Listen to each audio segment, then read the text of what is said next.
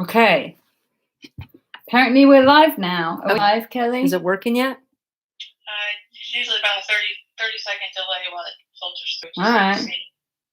And then, okay, now you're live. Well, okay. that might have been the whole one. Let's see. Okay, I'm hearing. Right. I'm hearing that we're live. All right. Okay. No, but wait, don't go away, Kelly, because I don't see any questions still. Yeah. People are just. Oh, hey, yay! Hi guys. It worked. Yeah, I was just rambling for the last 5 minutes to. But that was a good question. Okay, so I have a list of like pre-submitted questions I'll address first, and then I'll get to these ones. They start asking them. Okay, just I see a lot of yays and highs, and yeah, hi. Man, I wish I could see you guys in real life. Like, look down and see a really jolly front row. Yeah, and there's so many of them. Okay, so I'm looking at a list of pre-submitted questions. And it starts out, this by the way, starts out with, please note, Brandi will get asked about concerts, shows, reschedules, etc. Mark and Duffy advised this morning, working on finalizing details and hope to have announcements soon. So just so you know, I'm not allowed to specifically address shows yet. Let's see. Will I be doing concerts from home? Yes. We're trying to work that out right now. We want to put together a platform to where it's a really good interactive experience and take requests and talk with folks and have a fun thing happen where we're doing a concert at home, but it's quality. We want to make sure we have really good quality, so we're working on that. Please tell us that Girls Just Want a Weekend 3 will go on. We need to have this to look forward to. God, you and me both. I believe it will go on, and I'm really looking forward to it. We're learning more every day about what can't happen and what's still going to happen. But I personally believe that we'll have this worked out and then we'll be back on track by then. I miss you guys. I hope that you're hanging in there and everybody doing all right and listening to music and eating food and gaining weight and doing all the things that, make this time tolerable. Let's see. It's so great to see you too, Lisa.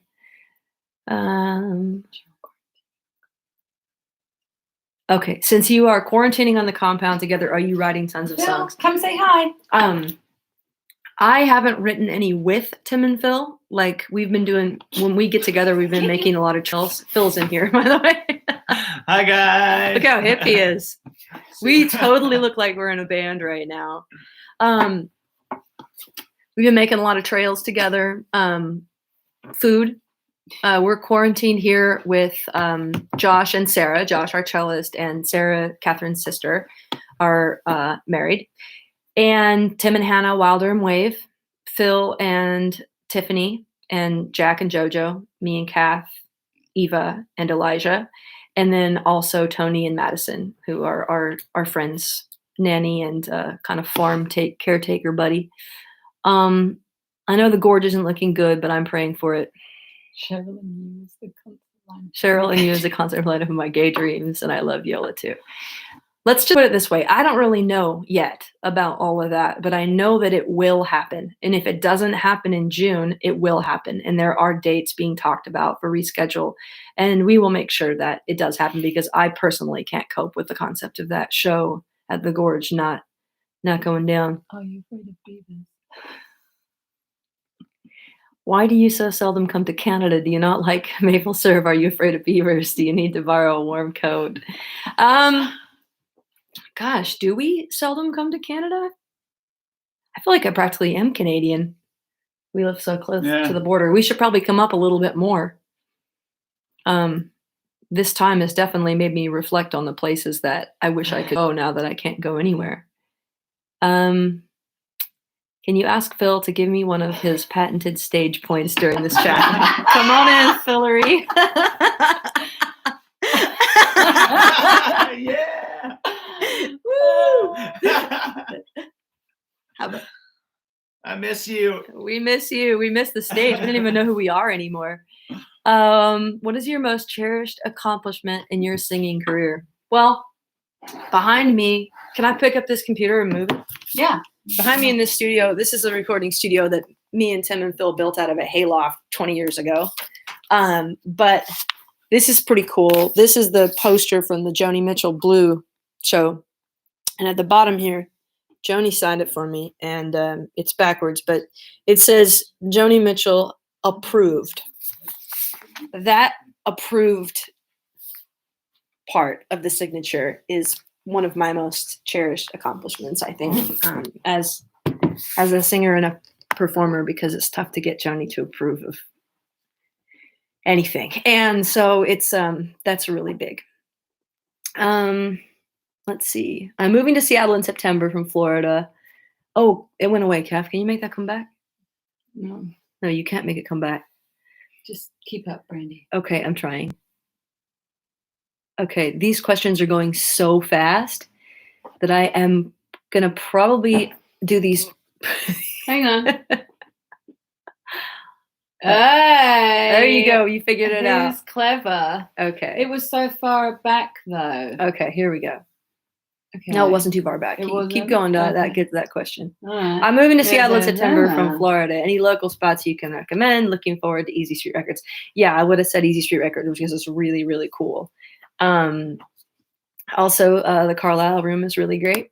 And we have a couple of good sushi spots here. Nishino Rules. I like to get on the ferries and go to the islands, Vashon Island, Whidbey Island, head over to this little town called Langley that me and the twins love. And Whidbey Island is actually an interesting thing because we wrote, well, first of all, I went there with Catherine when she was pregnant with Evangeline, and we stayed at this little songwriters camp in a tiny cabin.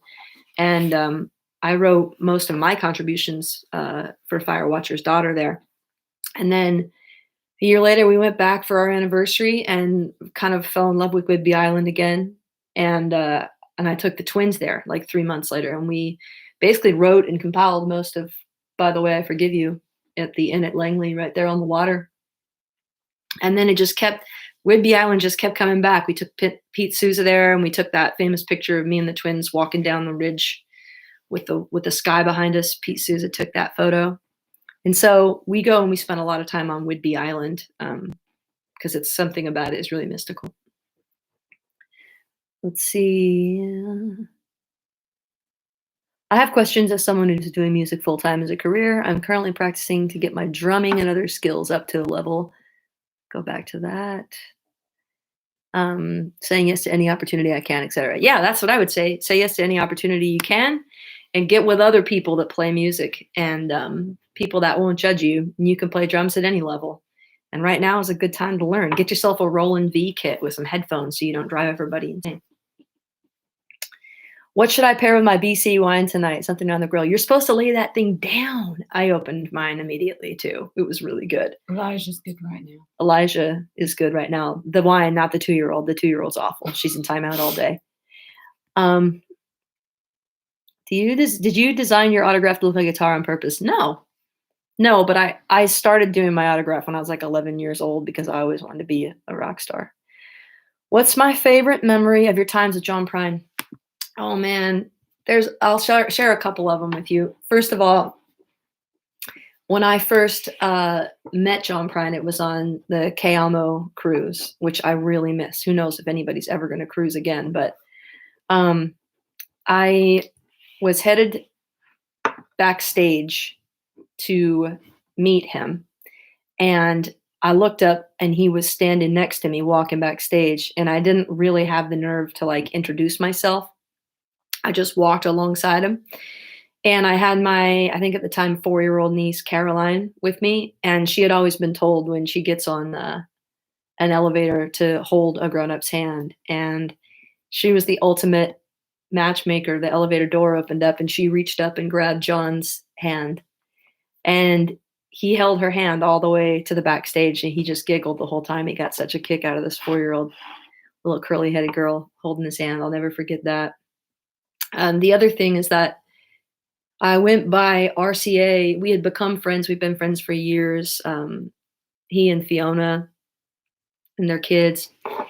And I was in Nashville to do some work on the cellos for The Joke. and I was going to stop by RCA Studios where John was working with Dave Cobb to do a harmony on one song. Oh man, Tim, Phil, you remember this? You guys were stranded. Yeah. Tim and Phil were stranded in some airport for like 24 hours, and they couldn't get to Nashville to be with me. And I got to the studio and I did the song. And while I was out there recording, I got a call that my flight home had been canceled. And so instead of rebooking a flight, I poured a drink. And John and Fiona showed up. And they told me to drink a Handsome Johnny instead of what I was drinking. I was like, what's that? And they were like, oh, it's a vodka ginger ale. And I said, that's a Moscow Mule. And they said, no, it's a Handsome Johnny. And I said, my flight's been canceled. What are you guys up to? And they were like, well, let's hang out. So I basically hung out with John Prine all night in the recording studio, listening to him tell stories that if you were playing guitar under, it would just be a John Prine song. And I wound up getting to sing on Summer's End and When I Get to Heaven and all those great songs. And it's just the best flight I ever missed. I remember standing outside the window with a kazoo next to John and Fiona and yodeling and making a party happen around the song When I Get to Heaven. And it was just an amazing night. I'll never forget it. I wish the twins had got to be there. Would have done anything to get you guys there. But then I wouldn't have got all the attention. When is Catherine's Disney cover album coming out? Oh, you should hear this singing. What's my advice for new moms? Oh my God. This is going to sound like a cop-out, but my advice for new moms is don't listen to advice. Just don't listen to advice because it'll only make you feel inadequate. And you won't be inadequate. You'll just feel that way. And there will be nothing anybody can say. Don't feel that way. What are my go-to sad songs? Josh Newman, What Time is Dinner? He's also texting me. Josh Newman is cooking tonight. It's Indian night. The time for dinner tonight is don't put too much ghee on the cauliflower and don't put too much lemon in the dal. No ghee. Did I watch Tiger King? I watched Tiger King. Wow. Did anybody deserve to be put in a cage at the end of the show as much as that dude? Yeah. Relationship advice in quarantine. Ooh, Catherine, what do you think? Oh God, no, don't put it on me. Oh my God, I don't give advice as a rule. I don't give advice. Thank you. She writes, advice, don't put your wife on camera. That's good relationship advice. What do you think, Phil? I think you should just be extra patient with each other, and also give each other a little extra space, and respect each other's solitude where you can get it. Yeah. That's my advice. Totally. By the way, me and Tiff are getting along terribly, so. They're getting a divorce. I'm just kidding. Somebody just said that they're lovingly jealous of the fact that we're all together. I just want to address that because I really get it. I really get those feelings right now. And it's such a strange time, I'm almost just terrified to be online on Instagram or Twitter or anything because it's so hard not to make one another feel inadequate or more alone. It's just a very, very strange time. And maybe one to feel grateful for the things that we do have and try to learn to be really happy for each other if we can. And try not to post the duck face online or pictures of our cars and just get back to being people.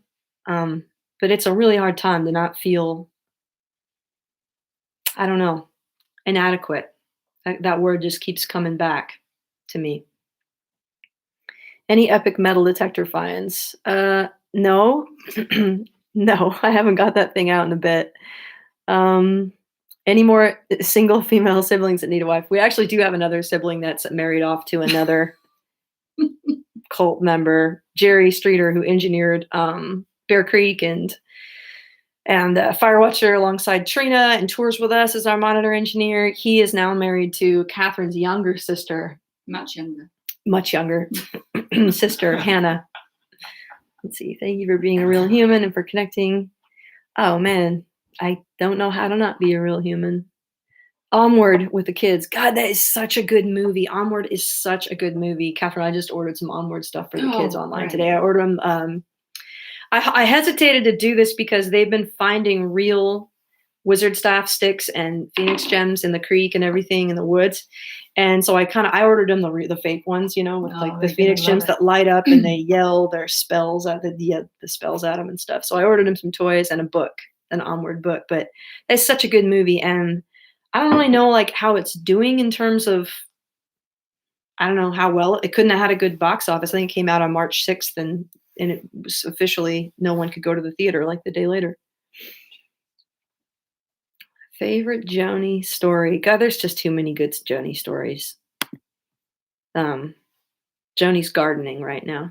She's got some raised beds and she's growing vegetables and feeling very peaceful. We check in with her a lot. What's the first song I ever learned on guitar? It was an Indigo Girls song. It was Language of the Kiss or Mystery. I learned them simultaneous. I had a Indigo Girls songbook, but I could never play them live. So when I would busk, I would just do I Will Remember You by Sarah McLachlan over and over again. What are you growing in your garden other than tomatoes? The garden has gotten ridiculous. There's like a master gardener here in Maple Valley, this gal, Jessica, who FaceTimes with me and shows me how to space everything and what everything needs. And so we've been growing, let's see, what have we got now, guys? Oh God, everything. Spinach, kale, arugula, carrots, chives, Eggplant, garlic, onion, radishes, snap peas, Snap peas. an orchard. An orchard. And then we've got a Raspberries. greenhouse up at Josh's house, as we're calling the pepper house. It's every kind of bell pepper you could think of. But I had done it from seeds, and like in one night, a mouse got in there and ate every single one of the starts. And it was super sad. Lesson learned. Fucking mice. Can you tell us an Elton John story? I mean, what's a good Elton John story? No, we're not telling that story. Yeah. So Elton John has been my hero since I was 11. If anybody in the Bramley doesn't know that, you all know that. After the Blue, Elton came to Blue, and which just led to my intimidation to the point where I just barely lived through it. And the next day, we were going to have like a celebratory dinner over at Joni's house, and Joni's chef made us hot dogs, and Marcy made baked beans, and we had who was there with us, babe? Bonnie Raitt. Maggie. Was Maggie at that? Maggie No. wasn't at that one. It Bonnie. was us and Bonnie, Reuben James, Yeah, and Elton. Elton, Taron Egerton, That's right. David, Joni, and Elton and David showed up later on, and Elton, a bunch of cool things happened throughout the night. Like he sat down at the piano and unknowingly played a song that my grandfather used to sing. Put your sweet lips a little closer to the phone. And I was just standing at the piano singing it with him, and it was so surreal. And then he breaks into Tiny Dancer, and everyone in the living room is singing the chorus, and it was like Almost Famous times 1,000. But towards the end of the night, after Bonnie had sung Nick of Time and Angel from Montgomery and Can't Make You Love Me, it was just unbelievable. Elton says he wants to sing a song for Joni, and so he sits down at the piano, and I'm sitting on the floor against leaning against Joni's legs. She's got her hand on my shoulder. Bonnie's just across from me leaning on a guitar, and the twins are too. Reuben gets up from the piano, Elton goes and sits down, and you hear the famous ding, ding, ding, ding, ding, ding, ding, ding, ding, ding, ding, ding, and it's Elton starts playing Your Song, and he dedicates it to Joni, and he just looks at her and sings this song to her, and it's like that scene at the end of Boys on the Side where everybody in the room is like crying and the camera's panning around. It was a moment in time which I was just frozen, and I was crying for about 1 minute, and then for like another 2.5 minutes I was just smiling ear to ear, like in total euphoria that I was witnessing Elton John sing a song to Joni Mitchell. I don't think I'll ever forget it. I heard that song this morning on my truck on the way to the dump and cried. You did? Thinking about that moment. Yeah. Yeah, we are just so lucky, to be with our friends, to have been with our friends, to be able to be in a living room with people that are in an at-risk demographic for COVID, and to know like that, just a few months ago, we were all kissing each other on the mouth and getting to be with one another. And, I haven't seen my parents either, but we'll be back there again.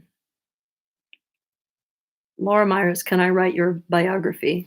I'm currently writing some kind of a book, and about halfway done with it. I'm really excited for you guys to read it. Best cook? Who's the best cook? Who's the best cook? Oh, you need that, don't you? No, I would probably vote for Josh myself. Josh. It's actually Catherine. Josh. Catherine is the best cook. Okay, get the camera right. I mean, we're good at different things, like I'm by far the best with a grill. I'm really good on the grill. And some other things too. I'm really good at like cooking down tomatoes and making good pasta sauces. But Catherine she can't grill really, but she can roast like amazing things and put together flavors that none of us are really used to. Josh is the most adventurous by far, but Tiffany's baking is a problem. Mm-hmm. It is a problem. Like, it's all I can think about. She bakes bread. Like, we're doing Indian night tonight, and she's making naan. What's it like having Tanya Tucker sleep over and make you breakfast? Well, it's really like a lot like you'd think.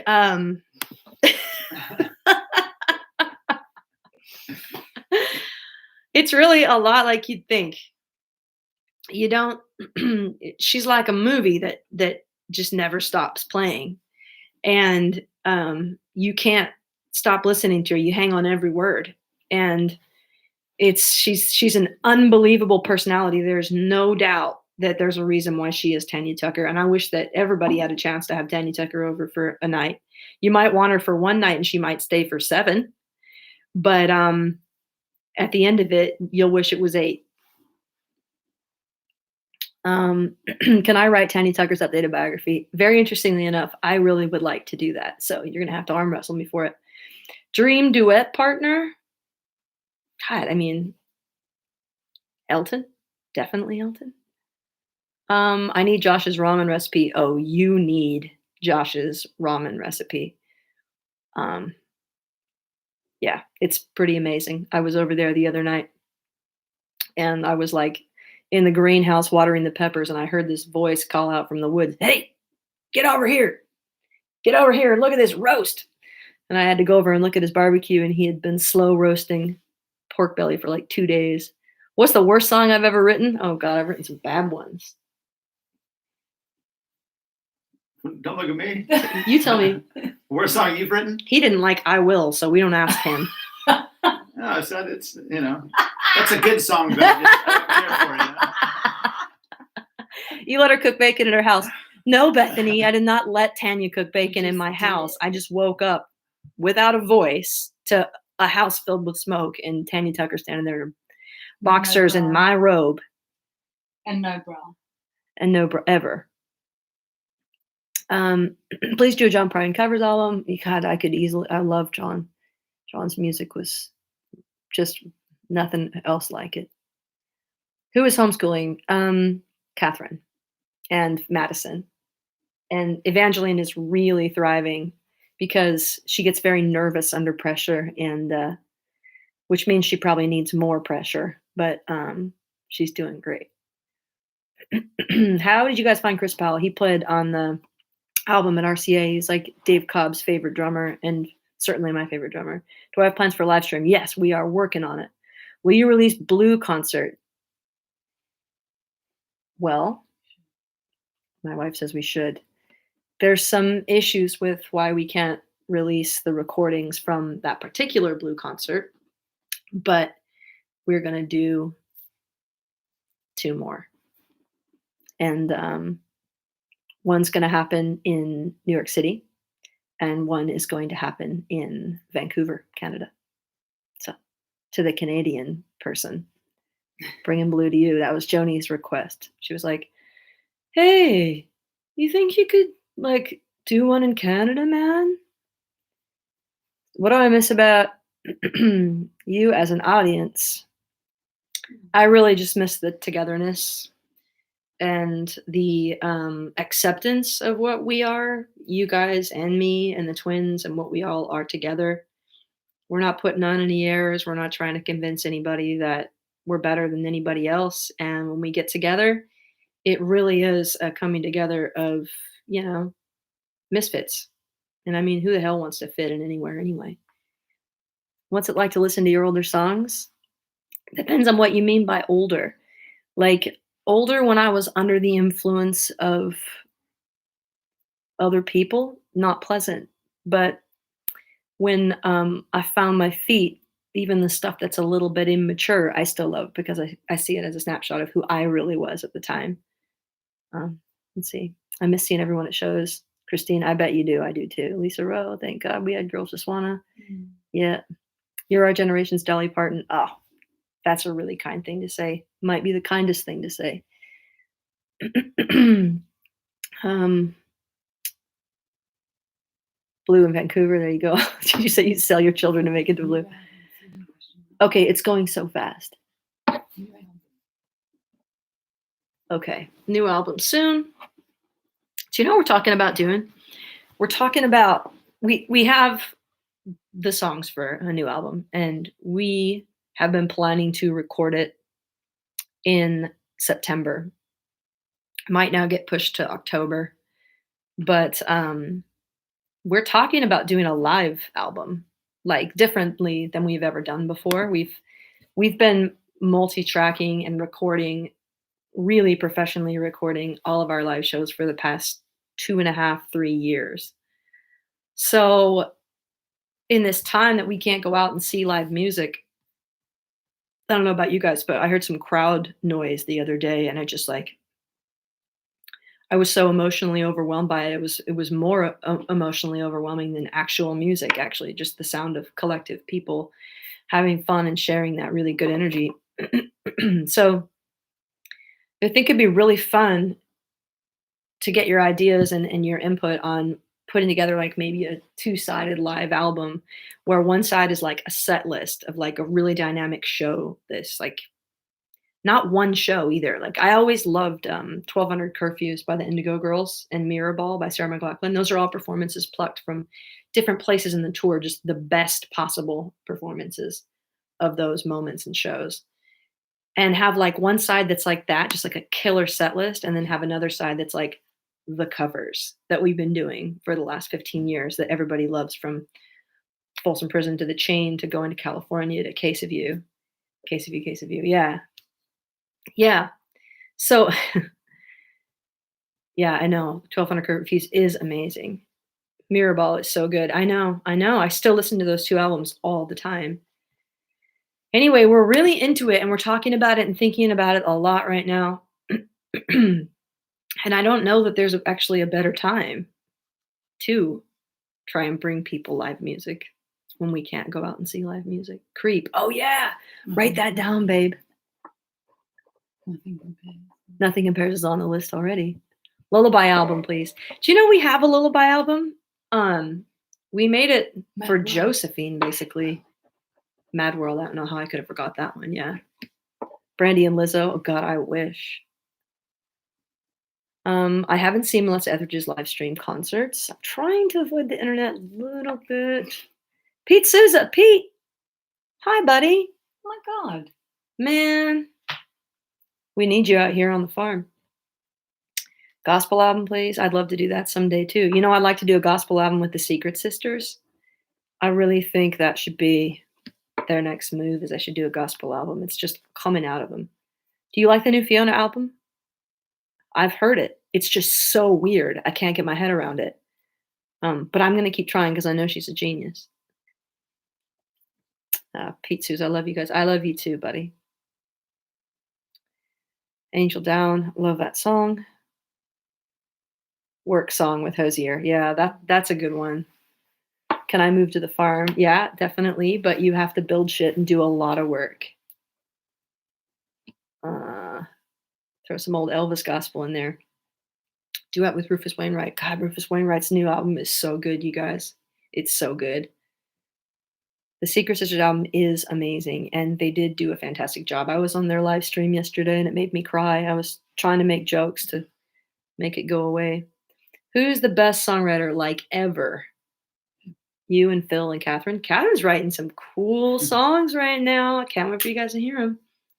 Best songwriter ever, in my opinion, is Joni Mitchell. And best songwriting duo ever, in my opinion, is not Lennon McCartney, Elton John and Bernie Taupin. But Phil and I will argue this to the death. What do you think, Phil? Best songwriter ever?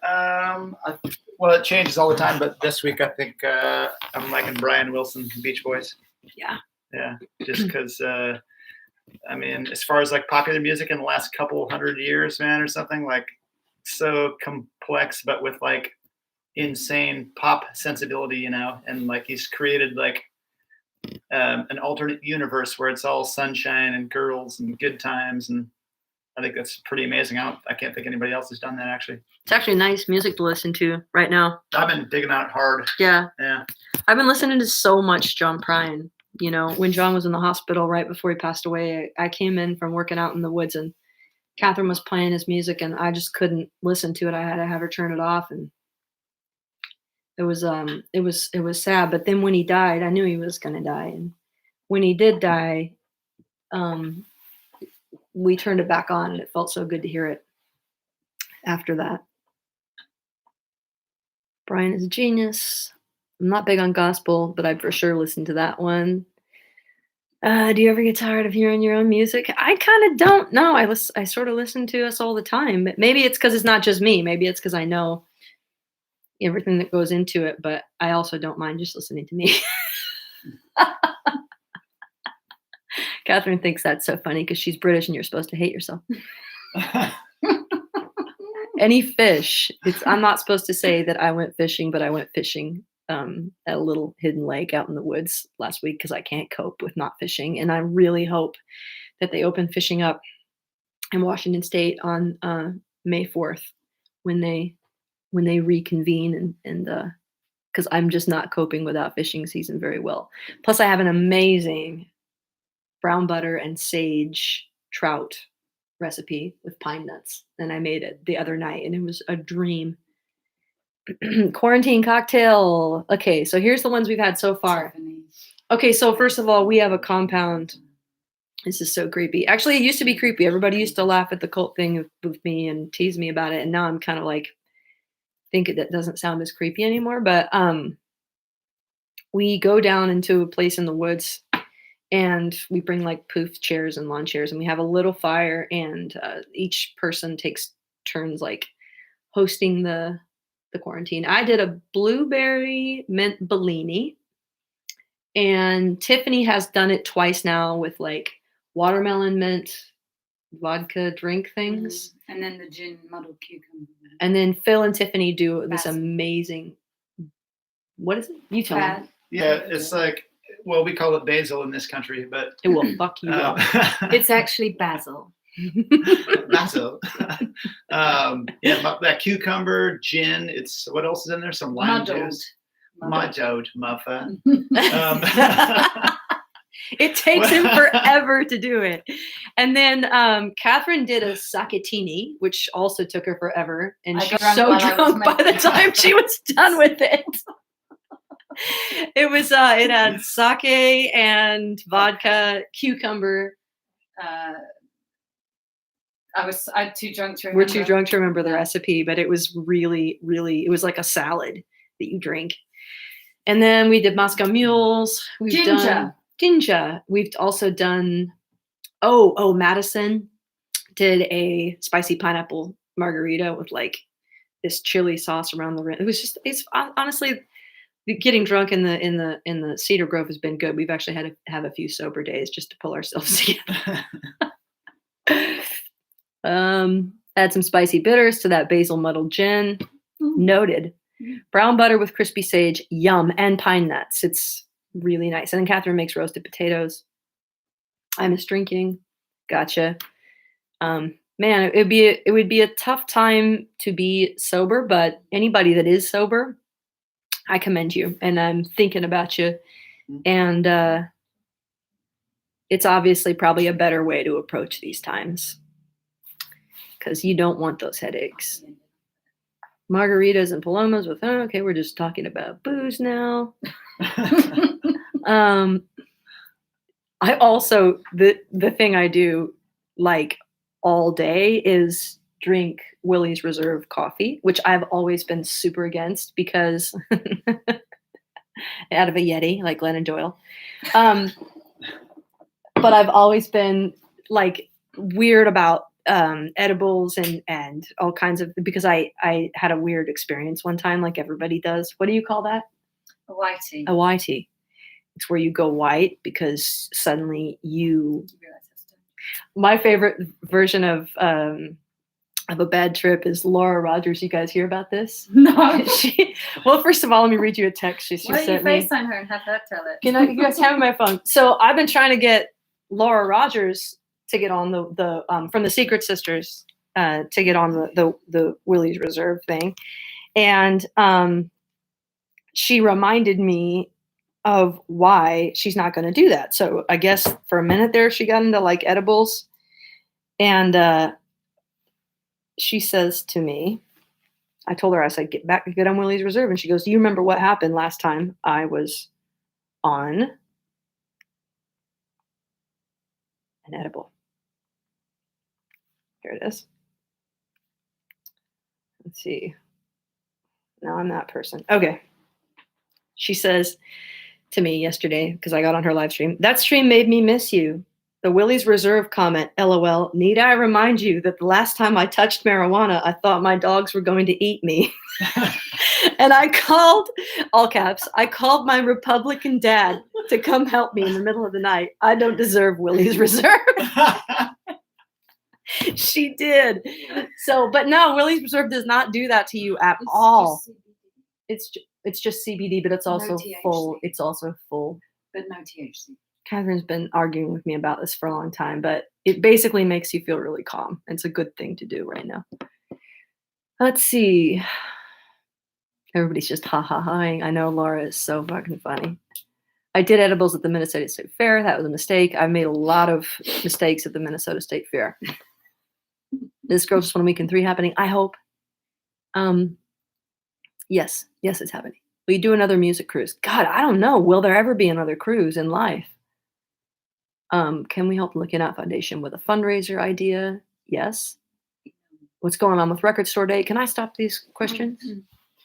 Can I bring Blue to New York City? Yeah.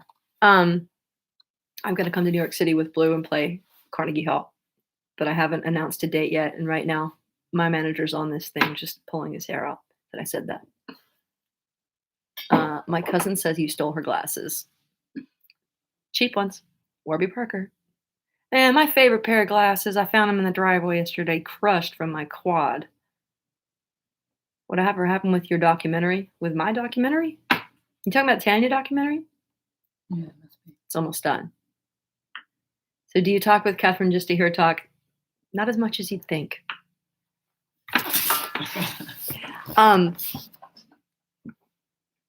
And yes, I do.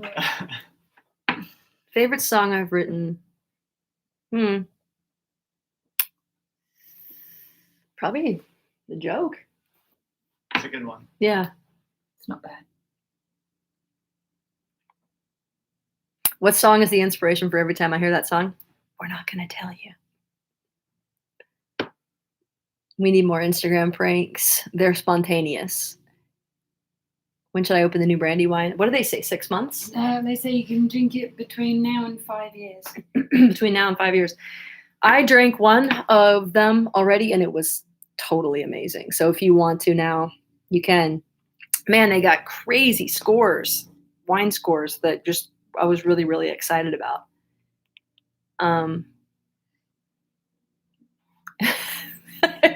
They're looking at you, Phil, and saying, damn, is it cold in there? I know he's always dressed like he's going to go climb a mountain. What's a song you get sick of singing? At the moment, I take them out when I get sick of singing them and then put them back in again, and then it's really nice, like they're new. But at the moment, I would say I'm getting a little bit sick of singing Raise Hell, if I'm really honest. Dream venues that you haven't gotten a chance to play yet. Yeah, Royal Albert Hall. The Seattle, Alaska cruise thing. There's so much to consider. It would really have to be an environmentally conscious concept. We'd have to work really hard on what that means and educate ourselves.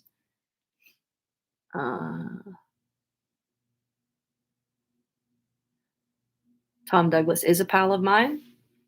And he's always down for helping us with fundraising. He's a really generous man. Who do I like better, Tim or Phil? Depends on who's standing here.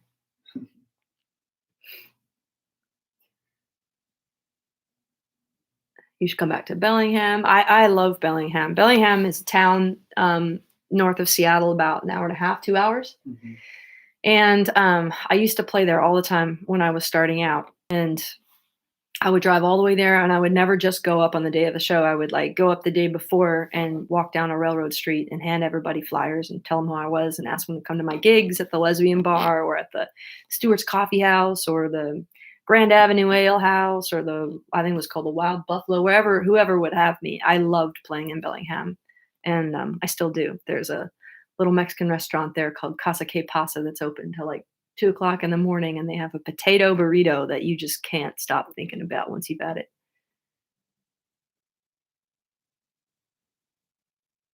Is the Gorge and Red Rocks still happening? Gosh, you guys, your guess is as good as mine about what is going to happen and when I can go back to work. I'm obviously nervous about it. We haven't had to lay anyone off, and that's really important to me. We're going to figure out some ways to work and make some money during this time so that we can keep our crew and band all employed and continue paying their salaries and not reduce them, because everybody's got kids and some of us have medical problems, and it's just, that's what's most important to me right now, is kind of sustaining our people. And so we do want to know when we're going to come back to work, and we have no fucking clue. And I wish we knew more. And if we did, I'd tell you. I've got a feeling that the Gorge will be moved, but it will happen. And I'm going to go with optimism and tell you that I think Red Rocks is a go. I think that we're going to be okay by then. Everybody is giving the muscle sign in the background here. Who made the first move, me or Catherine, when we first got together? She'll say me, I say her. So this is an argument that's going to last for the rest of our lives. Okay, it's going so fast now. Hang on. Can I go backwards, Kath, again?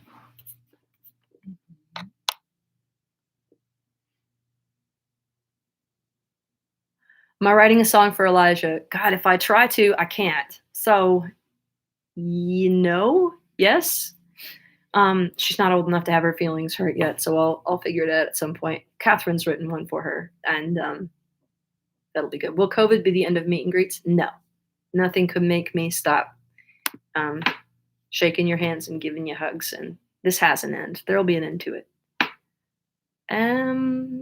What made me drop out of high school, and did I get bullied? It was complicated. It was a lot of things.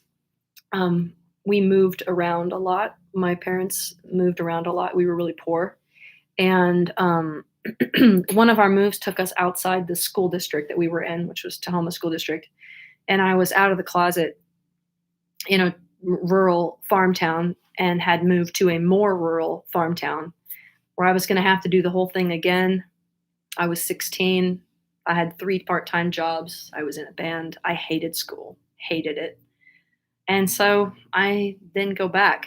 And I don't regret it. I'm actually really proud of it. I feel like it gave me like a 2-year jump on what my life and what my job is now, but I still have weird dreams that I'm back there and can't finish and can't catch up. But maybe everybody has high school trauma dreams. And was I bullied? In retrospect, yeah, a bit. And also, I also bullied other people, which is what, kids do, unfortunately, when their lives are stressful at home. And mine was stressful at home. And I was a part of that give and take and that angsty, brutal edginess of those years. And God, you look back on it and you just can't believe, you can't fathom it. It's like you're a sociopath in that time. Very strange time, and a time that I'm not happy to be a part of. I don't understand nostalgia in the sense of wanting to be a kid again. Me and Phil were just talking about this. I'm writing the book and I'm like 10 chapters in, and I'm so happy to not be writing about that time anymore, because I feel like life started getting really good for me when I was like 19, right around the time I met these assholes.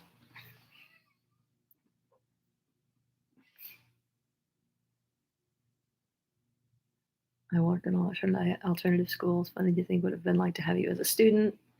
You probably wouldn't have liked me. Where did I meet Catherine? I met Catherine in New York, backstage. Will you be on Rob Bell's podcast? Oh, yeah.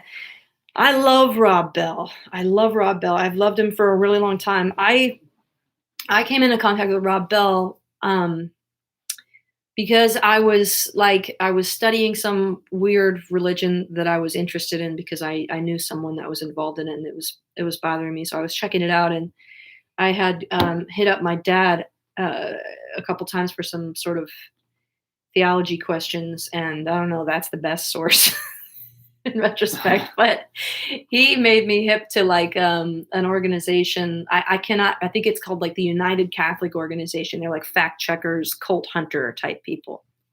And I was interested in it. So I do a lot of reading and research and these kinds of things. So I got online and I checked out this thing, and I guess it like captured my email on accident, this weird fucking website. And I started getting peppered with these emails, warning me about this heretic, this guy. They called him the second chance pastor, and he was a hell denier, and he was all these things. And I was like, oh, that guy he's a heretic. It's really scary. And I'm not gonna check out Rob Bell. And I was going to an Episcopalian church at the time, and I was in kind of courses and preparing to be baptized. So this is maybe 10, 15 years ago. Anyway, I'm getting these emails, and one of the young sort of like vicar in training people at my church was over for dinner one night. And I was like, what's the deal with this Rob Bell asshole? Like, he's crazy, right? Like, he's this and he's that. And he said, I would caution you against getting involved with a ministry whose purpose is to take down another ministry. And that really got me thinking.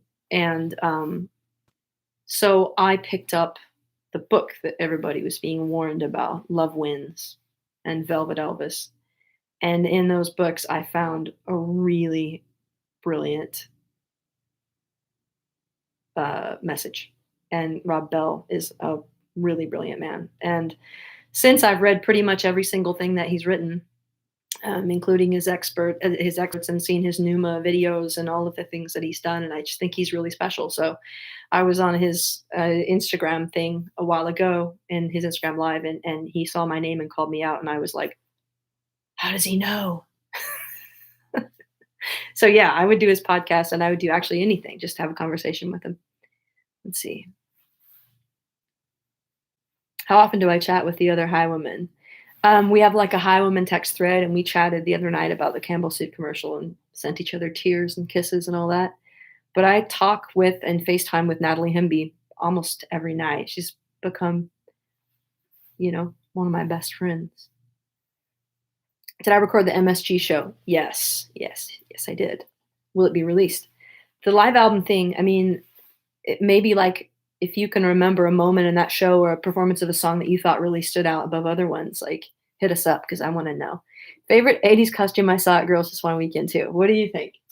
Nicole and Kim, Wham. Nicole and Kim? Wham. They were Wham? Wham. I don't know. It was great. No, Natalie Hemby was. Phil, actually. Yeah, no, I don't know, man. Phil was Yeah, pretty better good. than that. Phil's always willing to rock that camel toe, and that is why he is going to win every time. Phil's was amazing. Phil's was amazing. I'm going to go with Phil. What's that small old guitar you play often? A while ago, I got. I'm not like a guitar nerd, really. Like I watch Jason Isbell on Instagram, and he's like got all these guitars, and even Tim Hanseroth is buying like a different guitar every 5 minutes, and he's like sends me pictures, and yeah, that's great. But I love old Martins, and so Ernie, our guitar tech, made me hip to these 3 old Martins that were being sold, and all of them were over 100 years old, and so I bought 3 of them, right? Yeah. Yeah. And you're seeing me play an ancient Martin from what years were they? From before your grandpa was born. Yeah. It's from Really old ones. Let's see. The 3-minute ovation at MSG before the story was epic. I know. I can't believe I cried. I've never cried on stage really before.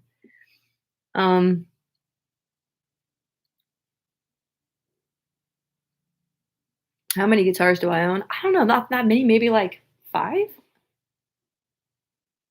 Let's see. Have you talked to Dave Matthews lately? Yes. I love him. What are your plans with Europe? Well, we have been planning like crazy, and I had a Royal Albert Hall date and everything, and now it's all having to get moved.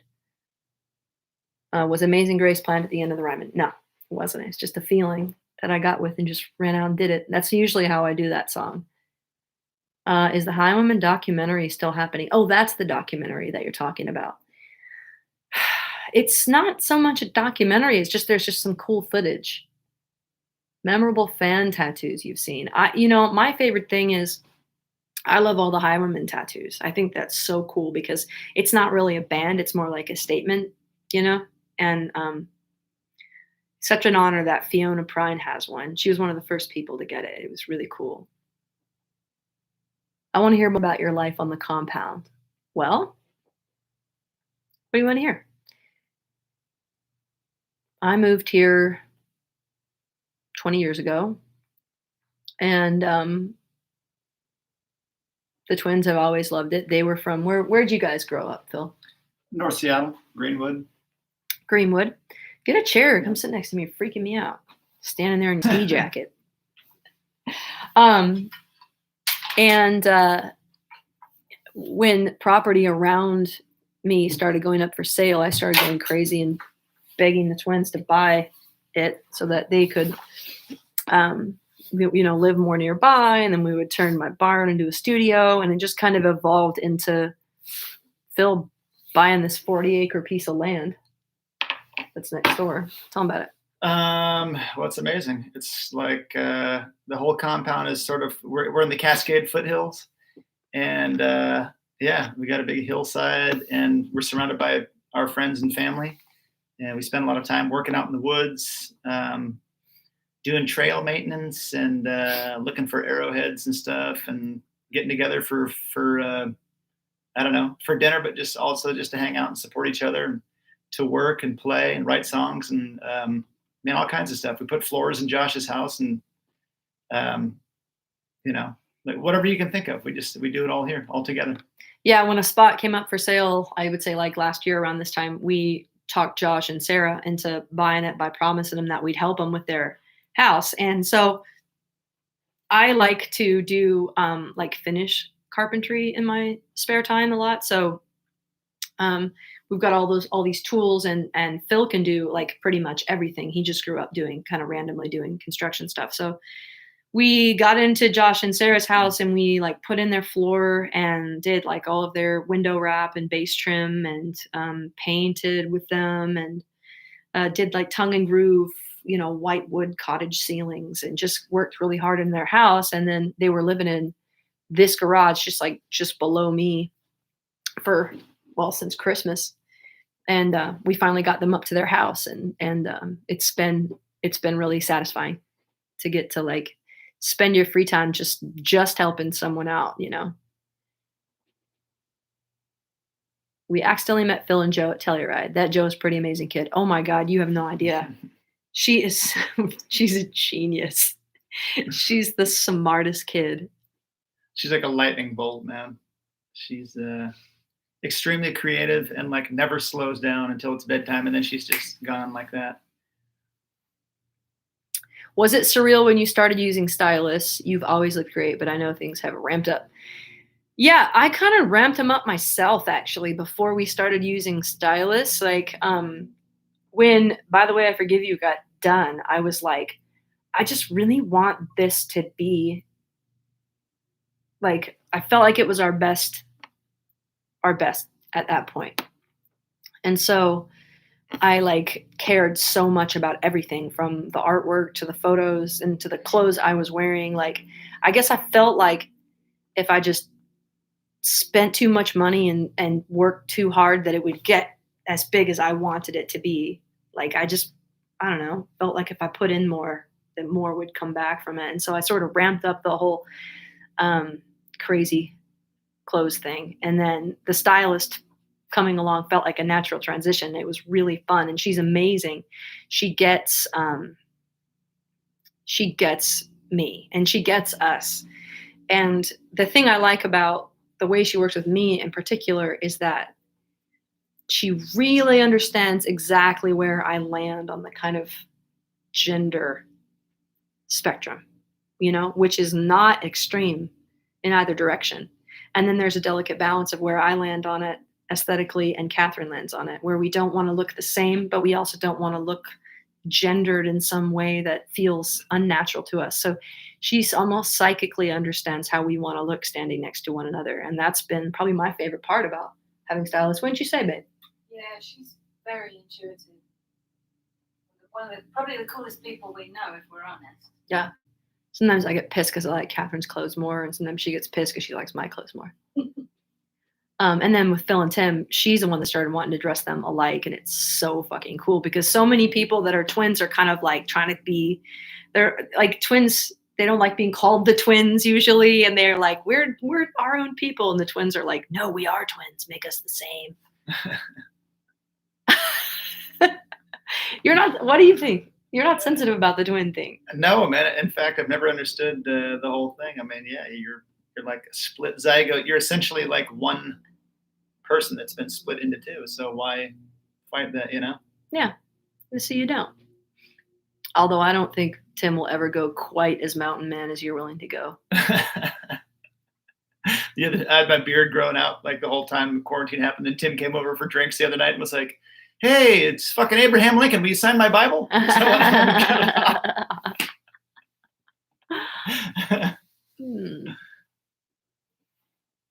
So, favorite COVID Netflix. I'm watching the Ozarks right now. So TBD. I don't know if it's great. It's a little bit dark. I'm kind of sensitive nowadays. Fleabag was like unbelievable. Elton told me to watch it. He said it was fucking brilliant, and it is. Unorthodox was amazing. Tiger King obviously was kind of troubling, but really great. And like I said, I was really happy to see that dude put in a cage at the end of it. What do you think, Phil? Schitt's Creek. I don't watch a ton of TV, but yeah, Schitt's Creek. I've been getting into that, and did watch Tiger King. That was pretty badass. Schitt's Creek is one of my favorite shows of the last 20 years. It's amazing, right? Every character is amazing. Alexa. It's not as if we didn't care. Enchiladas. I always used to make enchiladas. How many times does Dan Levy go, oh my God. Oh my God. Well, I think we've been talking to these guys for like an hour now, right? Oh, look at this, an hour.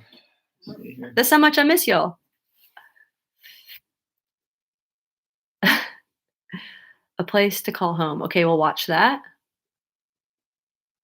Little Fires Everywhere, but plan to need to talk about after. Reese Witherspoon. Moira Rowe. Yeah, exactly. Narissa's in heaven right now. Hi, Narissa. Fold in the cheese. Narissa. Yeah. I have to have heart surgery alone in a few weeks. I only get to bring in my phone and headphones. Well, first of all, God bless you, and I'll be praying for you. And I'm sorry that you have to do that alone. I can't even have a cold alone without somebody to look after me. But you won't be alone because you've got the Bramley, and hopefully everybody that is watching and listening and a part of this chat right now will reach out to you and support you and send you the things that you need.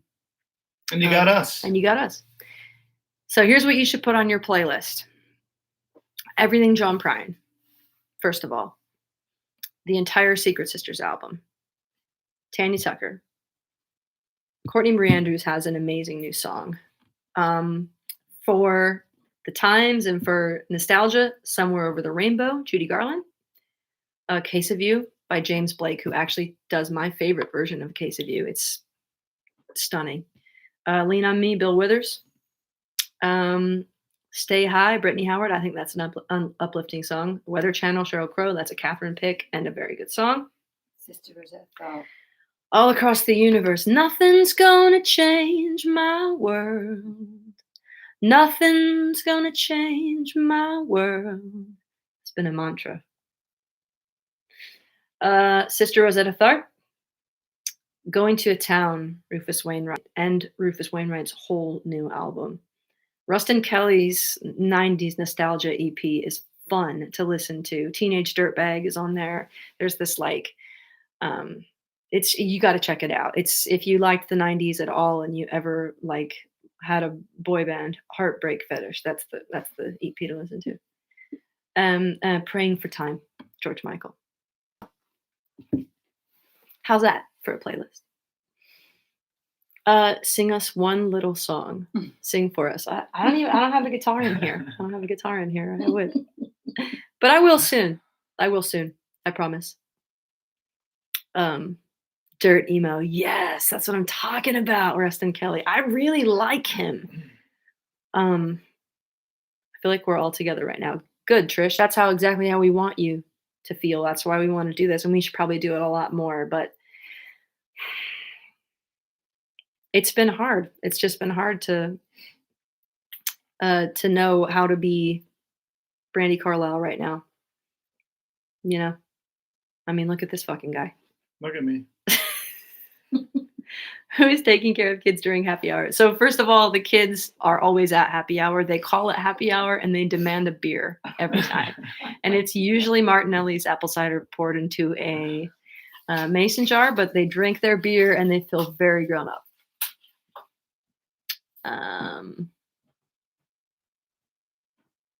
Let's see.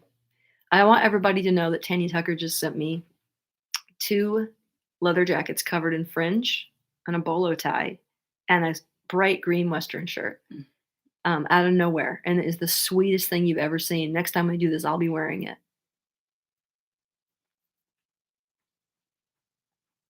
Are you virtually riding with anyone? Yes, actually.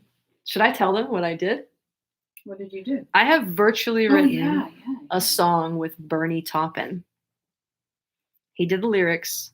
I did the music. It's called The Gift. And it went so well that I'm thinking about asking him to do like a whole EP where it's like that. Because I found it. I set his lyrics up in front of my piano and I just rolled into it. It was so singable and it just came out. And I realized there's real magic in the way that he writes lyrics. He writes them for a singer to sing. And he knows what you're going to do before you do it. Mm-hmm. Yeah. So that was really amazing. And it was like right in a time that I didn't know if I had writing in me. And I just sat down and that came out and I was like, wow, it's always there, isn't it? It's always there. What's the temperature there? It's been so nice here. It's rained for like the last 3 days, but before that we had so much sun that I was having to water all the gardens every night and running around. The pollen was on everything. It was keeping me up. You were an Elton head growing up. Good for you. Any other covers you're wanting to try out? Hadn't thought of any. What about you, Phil? God, I thought of something the other day, but my chicken brain lost it. What the hell was it? Tell the Bramlets to put this If together. you have chickens, you know what he means by chicken brain now. They are impaired. I like the idea of doing "Give Me Shelter" by the Stones. I think that'd be a cool cover. I do too. Some of the lyrics are going to be hard, but you know what? It's an important song. Yeah, and it's dangerous. Man. Have It's Tanya rock and and roll. Joni met? No, and they want to. They really want to. God. Joni, Joni, she loves naughty people. Like she really, they've got like bad, like people that are just a little, on the edge. And I don't know what she sees in me because I am like a kindergarten Sunday school teacher. Hi, Joni. But she would love Tanya, and I'd be nervous the whole time. I'd be scared for Joni and scared for Tanya because like Joni might say something hurt Tanya's feelings on accident.